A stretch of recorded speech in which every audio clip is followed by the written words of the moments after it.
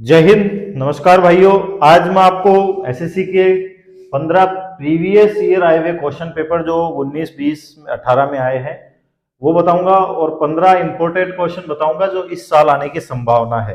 मात्र 30 क्वेश्चन है जीके के, तो इन्हें आप कंठस्थ याद कर ले। इसमें से आपके क्वेश्चन 100% पड़ेंगे। तो दोस्तों, ये 2019 में जो पेपर हुआ था एसएससी द्वारा कंटेन करवाया गया था, राइफलमैन कार वगैरह, तो उनके अंदर से मैंने 5 क्वेश्चन उठाए हैं इंपोर्टेंट जो दोबारा एग्जाम में आ सकते हैं, तो हम इन पे नजर डालते हैं। तो फर्स्ट क्वेश्चन इसके अंदर है, स्वतंत्र भारत का पहला केंद्रीय बजट किसने प्रस्तुत किया था? मतलब भारत आजाद होने के बाद में जो भारत का पहला केंद्रीय बजट प्रस्तुत हुआ था वो किसने किया था? तो उसका आंसर है आर के शनमुखम। तो इसको आप याद कर ले, ये क्वेश्चन कभी भी आ सकता है, ये इंपोर्टेंट क्वेश्चन है। सेकंड क्वेश्चन की तरफ हम जाते हैं, तो ये है, पहला मुगल सम्राट बाबर भारत कहां से आया था? मतलब जो मुगल सम्राट पहला था तो वो कौन था? इसमें 2 क्वेश्चन बनते हैं। पहला मुगल सम्राट कौन था? तो वो था बाबर। और वो भारत में उसने एंट्री कहां से की थी? तो उसने एंट्री की थी फरगना से। नेक्स्ट अगले क्वेश्चन की तरफ हम बढ़ते हैं। भारत के संविधान में पंचवर्षीय योजनाओं की अवधारणा कहां से ली गई है? तो भारत के संविधान में जो पंचवर्षीय योजना है, जैसे 5 साल में जो चुनाव होते हैं मुख्यमंत्री प्रधानमंत्री के लिए, ये पंचवर्षीय योजनाओं की अवधारणा कहां से ली गई है? मतलब ये किससे देख के इन्होंने ऐसे पंचवर्षीय योजना अपनाई है? तो ये रूस देश से देखकर। तो सबसे पहले इसमें 2 क्वेश्चन बनते हैं। भारत के संविधान में कौन सी संविधान में कौन सी योजना है? तो भारत के संविधान में पंचवर्षीय योजना है। और ये कहां से ली गई है? तो ये रूस से ली गई है। नेक्स्ट क्वेश्चन की तरफ हम बढ़ते हैं। तो विक्टोरिया मेमोरियल कहां स्थित है? तो विक्टोरिया मेमोरियल कोलकाता में स्थित है। नेक्स्ट अगला क्वेश्चन जो है, लास्ट क्वेश्चन 2019 का जो इंपोर्टेंट क्वेश्चन है 5, वो मैंने आपको बताया। तो लास्ट जो क्वेश्चन है वो है, किस वर्ष में जारी अध्यादेश के माध्यम से भारत में बैंकों का राष्ट्रीयकरण किया गया? मतलब इसमें पूछा गया है कि किस अध्यादेश के माध्यम से बैंकों का राष्ट्रीयकरण जो हुआ था वो हुआ था। तो इसका सन आपसे पूछा गया है इसमें अंदर, तो इसमें सन आपके है 1969। तो ये अगले 5 क्वेश्चन है, ये 2015 में एसएससी के पेपर में आए हुए हैं, तो इन पे एक बार नजर डालते हैं। ये इंपोर्टेंट क्वेश्चन है, जो दोबारा आने के चांसेस है वही मैं आपको पढ़ा रहा हूं। तो फर्स्ट क्वेश्चन है, जनगणना कितने वर्ष में एक बार की जाती है? तो ये मात्र 10 वर्ष के अंतराल में एक बार जनगणना की जाती है। मतलब जैसे लास्ट टाइम 2011 में हुई थी, तो इस बार 2021 में हुई थी। और नेक्स्ट क्वेश्चन की तरफ हम बढ़ते हैं। तो विश्व का दूसरा सबसे बड़ा महाद्वीप कौन सा है? तो विश्व का दूसरा सबसे बड़ा महाद्वीप कौन सा है? तो फर्स्ट ऑप्शन अपने पास है ऑस्ट्रेलिया, और सेकंड अफ्रीका, थर्ड एशिया, और फोर्थ यूरोप। तो मैं आपको बताना चाहूंगा, इसमें जो फर्स्ट महाद्वीप है सबसे बड़ा, वो है आपका एशिया महाद्वीप। सेकंड पे आप जाते हो तो वो है आपका, इसमें पूछा गया है सेकंड महाद्वीप कौन सा है जो सबसे बड़ा है, तो ये है अफ्रीका। और थर्ड ऑप्शन में आप जाते हो कि तीसरे नंबर पे कौन सा महाद्वीप है, तो ये है आपके यूरोप। और सबसे छोटा महाद्वीप जो है वो आपके है ऑस्ट्रेलिया, जो सबसे छोटा महाद्वीप है। अगले क्वेश्चन की तरफ हम बढ़ते हैं। तो भारत में राष्ट्रीय युवा दिवस कब बनाया जाता है? तो भारत में राष्ट्रीय युवा दिवस हर साल 12 जनवरी को बनाया जाता है।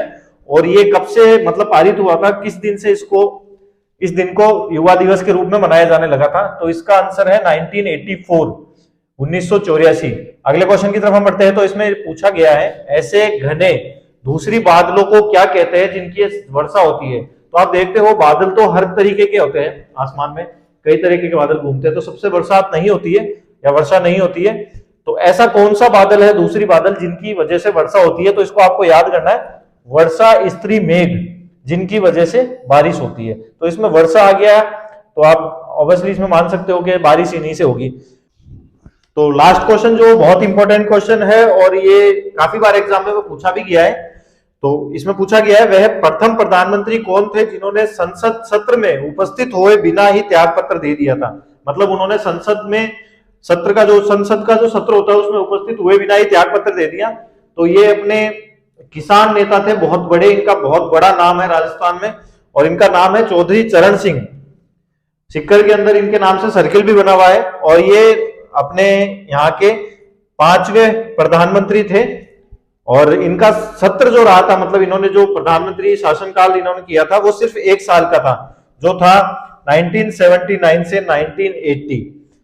तो ये 2015 से पेपर है 2015 का एसएससी का जो पेपर था उससे इंपॉर्टेंट क्वेश्चन है। अगले 5 क्वेश्चन और बचे हैं जो प्रीवियस पेपर में है, उसके बाद में अपन बात करेंगे उनकी जो पेपर इंपॉर्टेंट है इस बार पेपर में। तो ये जो 5 क्वेश्चन है ये भी प्रीवियस पेपर में आए हुए हैं, ये आए थे आपके 2021 की फर्स्ट पारी के अंदर, और ये इंपॉर्टेंट क्वेश्चन है, ये दोबारा भी पूछे जा सकते हैं इनमें से एक आध क्वेश्चन। तो सबसे पहला क्वेश्चन है सरयू नदी किस नदी की सहायक नदी है? तो सरयू नदी शारदा नदी की सहायक नदी है। और सरयू नदी कहां पर स्थित है? तो सरयू नदी स्टार्ट होती है अपने उत्तराखंड से, और भगवान राम के जो पिताजी थे राजा दशरथ, उन्होंने श्रवण जो कि अपने माता पिता को कंधे पे ले जाके चारों धामों की यात्रा करवा रहा था, तो उसको तीर मारा था। शब्द बेदीवान मतलब अपने इंडिया के अंदर पुराने पुरातत्व में बोला जाता है कि 2 ही बंदे जानते थे, एक पृथ्वीराज चौहान, राजा पृथ्वीराज चौहान, दूसरा श्री राम के पिताजी जो राजा दशरथ थे हमारे वो।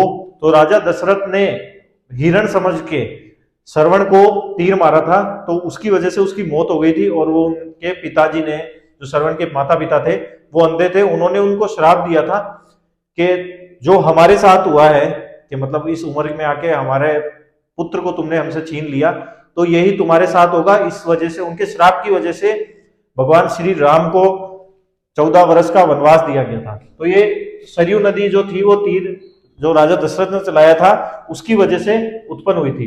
नेक्स्ट क्वेश्चन की तरफ हम जाते हैं।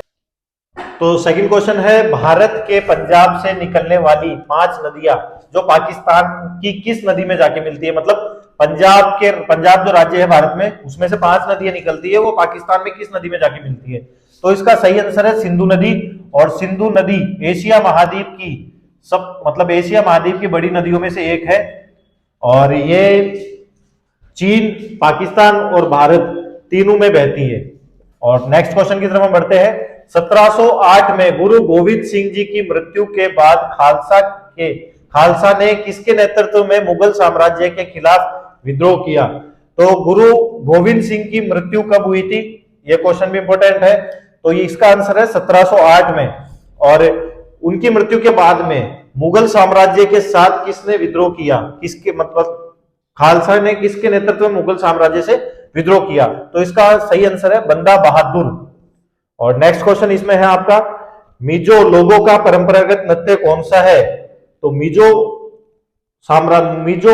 जात जो लोग होते हैं मिजो के, उनमें परंपरागत नृत्य कौन सा है? तो इनका मिजो का जो परंपरागत नृत्य है वो चेराव।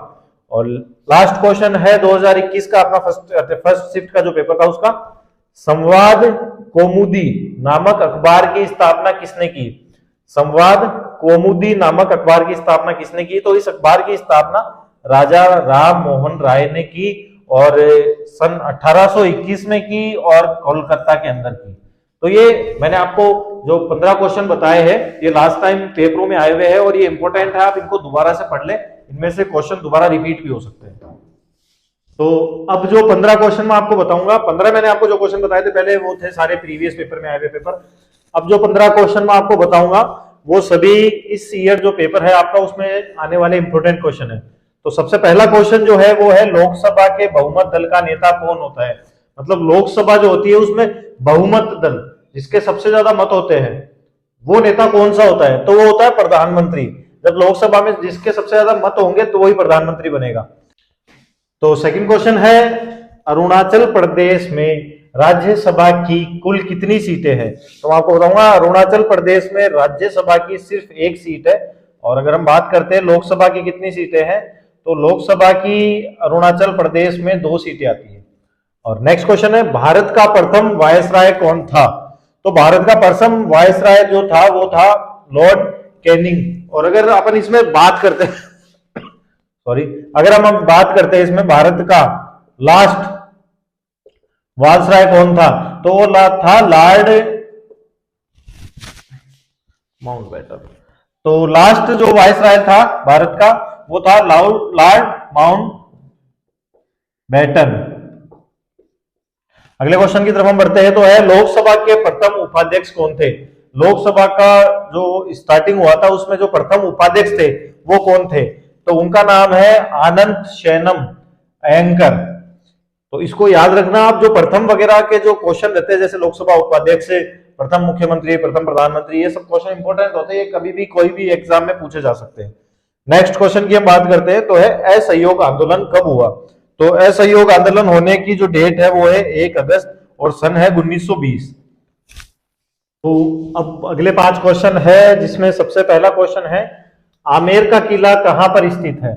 तो आमेर का किला जयपुर में स्थित है। इसके अलावा जयपुर में नाहरगढ़ भी स्थित है और जल महल स्थित है और हवा महल स्थित है और जंतर मंतर भी स्थित है। तो इनसे रिलेटिव जो भी सवाल हो जयपुर में, तो जयपुर में आमेर, नाहरगढ़, जल महल, हवा महल और जंतर मंतर, ये चारों पांचों चीजें स्थित है। नेक्स्ट क्वेश्चन है नीति आयोग की स्थापना कब हुई। तो नीति आयोग की स्थापना 1 जनवरी 2015 को हुई और 1 जनवरी 2015 से पहले नीति आयोग को योजना आयोग के नाम से जाना जाता था। और नेक्स्ट क्वेश्चन है हरियाणा में स्थित सिंधु घाटी सभ्यता स्थल बनवाली किस नदी के तट पर स्थित है। तो हरियाणा में स्थित सिंधु घाटी सभ्यता स्थल बनवाली किस नदी पर स्थित है। तो ये सरस्वती नदी पर स्थित है बनवाली। और नेक्स्ट है आपका भारत के प्रथम रक्षा मंत्री, मतलब डिफेंस मिनिस्टर कौन थे। तो भारत के प्रथम रक्षा मंत्री इसमें आपका है सरदार बलदेव सिंह। भारत के प्रथम रक्षा मंत्री सरदार बलदेव सिंह थे। और लास्ट क्वेश्चन है ईमेल का पूरा नाम क्या है। तो ईमेल का पूरा नाम है इलेक्ट्रॉनिक मेल। जो इलेक्ट्रॉनिक मेल ईमेल का पूरा नाम है। तो आज के लास्ट 5 क्वेश्चनों की तरफ हम बढ़ते हैं अब आगे। तो उनमें फर्स्ट क्वेश्चन है राष्ट्रीय पर्यावरण अभियांत्रिकी शोध संस्थान कहाँ स्थित है। तो राष्ट्रीय मतलब पूरा इंडिया का पर्यावरण अभियांत्रिकी, पर्यावरण से रिलेटिव अभियांत्रिकी तंत्र शोध कहां पर स्थित है। तो ये नागपुर में स्थित है। नेक्स्ट क्वेश्चन है मधुमेह रोग किस अंग को प्रभावित करता है। मधुमेह रोग अपना जो लगता है शुगर वगैरह जिसको होता है, वो शरीर के किस पार्ट को सबसे ज्यादा प्रभावित करता है। तो वो पार्ट है अग्नाशय। नेक्स्ट क्वेश्चन है विश्व का सबसे ऊंचा ज्वालामुखी पर्वत कोटोपैक्सी कहां पर स्थित है। तो ये स्थित है इक्वाडोर में। तो इसमें 2 क्वेश्चन बन रहे हैं आपके इस क्वेश्चन में कि विश्व का सबसे ऊंचा ज्वालामुखी पर्वत कौन सा है। तो वो है कोटोपैक्सी और ये कहां पर स्थित है, ये है इक्वाडोर में स्थित है। नेक्स्ट क्वेश्चन है अकबर ने इबादत खाने की स्थापना किस वर्ष में की थी।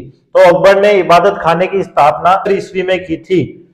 नेक्स्ट क्वेश्चन है बिंबिसार किस साम्राज्य के राजा थे। तो अभी साउथ की एक मूवी भी बहुत फेमस हो रही है, बिंबिसार साम्राज्य से रिलेटिव है, काफी चल रही है, अभी थोड़ी बहुत देखी थी मैंने भी। तो बिंबिसार किस साम्राज्य के राजा थे। तो बिंबिसार हर्यक वंश के संस्थापक थे। तो आज के 30 क्वेश्चन कंप्लीट हो चुके हैं। मैं आशा करूंगा कल तक आप सभी इन 30 क्वेश्चन को कंठस्थ याद कर लोगे। तो कल दोबारा मिलते हैं इन्हीं 30 क्वेश्चन के साथ। तो वीडियो अगर आपको अच्छा लगता हो तो वीडियो को शेयर जरूर करें और वीडियो को लाइक करें। जय हिंद, जय भारत।